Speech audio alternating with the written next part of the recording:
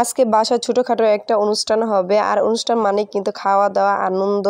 তো hello everyone, আসসালামু আলাইকুম। সবাই কেমন আছেন? আশা করছি সবাই ভালো আছেন। আমিও ভালো আছি আল্লাহর রহমতে। সকাল সকাল কিন্তু গরুর মাংস ভিজিয়ে ছোট ছোট পিস করে কেটে নিয়েছে আর এইদিকে হচ্ছে বিরিয়ানি রান্নার জন্য সবকিছু প্রস্তুত করে নিয়েছে। কারণ আজকে হচ্ছে ঈদের পরে আমাদের সব বোনেরা শ্বশুরবাড়ি থেকে বাবা বাড়িতে এসেছে।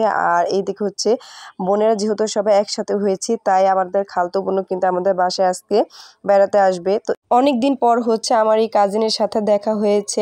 আর সবার যেহেতু বিয়ে হয়ে গেছে সব বোনদের, তো সবাই সবার সংসার নিয়ে খুবই ব্যস্ত থাকে, কারোর সাথে কারো তেমন দেখা হয় না। যদিও বা আমরা বোনেরা একসাথে হতে পারি কিছু সময়, কিন্তু আমার এই কাজিনের সাথে কিন্তু অনেকদিন পর দেখা হয়েছে। আজকের দিনটা কিন্তু আমরা অনেক আনন্দ করেছি, কারণ সব বোনেরা আমরা একসাথে আজকে হয়েছে। আর যখন একসাথে সব বোনেরা আমরা একত্রিত হই তখন কিন্তু খুবই আনন্দ আর মজা করে থাকি। তো আজকে দুপুরে খাওয়া দাওয়া রান্না সব কিছু হয়ে গেছে। আর আমাদের বাসায় কিন্তু সবাই যখন একত্রিত হই তখন কিন্তু দুপুরের রান্নার জন্য আমাদের বিরিয়ানি রান্না করা হয়, কারণ আমরা সবাই বিরিয়ানি খেতে খুবই পছন্দ করি। তো এই কারণে হচ্ছে দুপুরের জন্য বিরিয়ানি রান্না করছে। আর এদিকে সালাদ টালাদ সব কিছু কাটা হয়ে গেছে অলরেডি। দুপুরের খাওয়া দাওয়া আমাদের ডান। তো দুপুরে খাওয়া দাওয়ার পরপরই কিন্তু এইদিকে হচ্ছে খালামুনি গরুর মাংস রান্না বসাই দিছে। আর বিকেলে নাস্তার জন্য কিন্তু আজকে আমাদের গরুর মাংসের সাথে শীত পিঠা বানানো হবে। তো এইদিকে হচ্ছে বিকেলে সব বোনেরা আর ভাগিরা হচ্ছে খেলতেছিল। আর এইদিকে হচ্ছে আমার বড় দুলাভাই গাছ থেকে কুটা দিয়ে আম পাড়তেছিল আমাদের বাসার গাছ থেকে। আর এই তো দেখেন কি সুন্দর গাছের আমগুলো ঝুলে আসছে। তো আমার মেয়ে আমার ভাগনা তো ভীষণ খুশি, তার আম দেখে শুধু খেলতেছে আর বলতেছে এগুলি আম।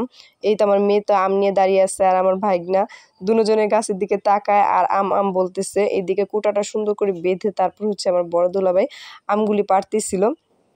তো যাই হোক, মেয়ে আমগুলি নিয়ে কিন্তু আরেকটা ছোট্ট আম গাছে চলে গেছে। আর ওইখানে হচ্ছে ডালের মধ্যে আমগুলো রেখে তারপর সুন্দর করে ওর ডাল ধরে দুলতেছিল। আর আজকে আমাদের বাসা কিন্তু পুরাই মানুষে ভর্তি, খুবই আনন্দ লাগছিল। আমাদের খালামুনিরা, আমার খালতো বোন, আমরা সবাই একসাথে।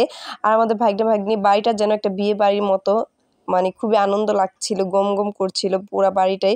সবাই একসাথে হলে তো এইরকম একটা মজা হয় আমাদের বাসায়। তো যাই হোক, এদিকে হচ্ছে খালামুনি মাংস রান্না শেষ আর আমার আপু হচ্ছে সুন্দর করে শীত পিঠা বানানো শুরু করে দিছে। বিকেল হয়ে গেছে আর বিকেলে শীত পিঠা আর গরুর মাংস খাওয়ার পর কিন্তু এখন হচ্ছে আপু বাসায় চলে যাবে। আপুর হাজবেন্ড মানে আমার দুলাভাই হচ্ছে আপুকে নেওয়ার জন্য চলে আসছে। আর বিকেলে সবাই উঠোনেতে বসে কথা বলতেছিল। দুলাভাই হচ্ছে আম্মুর সাথে এইদিকে কথা বলছে আর সবাই আমরা বসে বসে শুনতেছি। তো আমার আপুর কিন্তু দুইটা ছেলে, মাশাআল্লাহ খুবই সুন্দর। তো এদিকে হচ্ছে দুলাভাই বড় খালামুনির সাথে কথা বলতেছে। আমার কাজিন বাসা আসার সময় মিষ্টি আরো খাবার দাবার আম্মুর জন্য নিয়ে আসছিল। তো মিষ্টির প্যাকেটে আপুকে একটু শীত পিঠা, গরুর মাংস আর বিরিয়ানি অল্প পরিমাণে দিয়ে দিলাম।